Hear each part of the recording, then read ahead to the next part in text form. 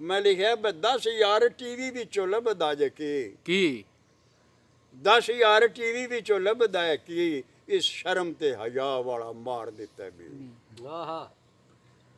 वेख वेख फिल्मां हया ही असीं भुल गए अपने भी भैन ते भरा ही असीं भुल गए कुरान ते हदीस वाला राह ही असीं भुल गए सैयद मुरसलीन राह नमा असीं भुल गए हुण रब कोलों मंगनी दुआ ही असीं भुल गए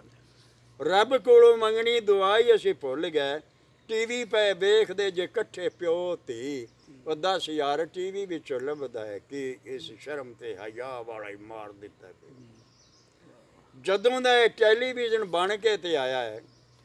वो यारा दसो इहदे कोलों असां केड़ा फायदा पाया है हुण कुड़ियां दुपट्टा ला के गलां विच पाया है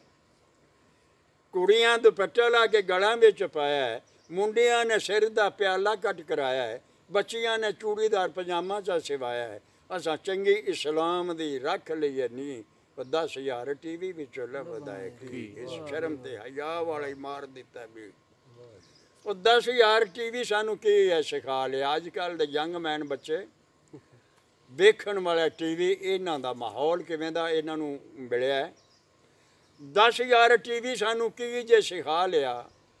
हुण बच्चियां ने घरां दा निज़ाम जे संभालिया वो साडे वर्गे बाबियां नूं आंदे पिछे हो जा तुहानूं घर चलाना ही नहीं आउंदा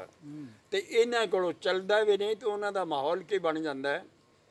10,000 टीवी सानू की जे सिखा लिया हुण बच्चियां ने घरां दा निज़ाम जे संभालिया आ गए वेला हुण गामियां ते बालिया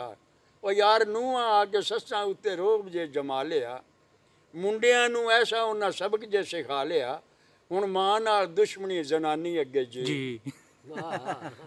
मां नाल दुश्मनी जनानी अगे जी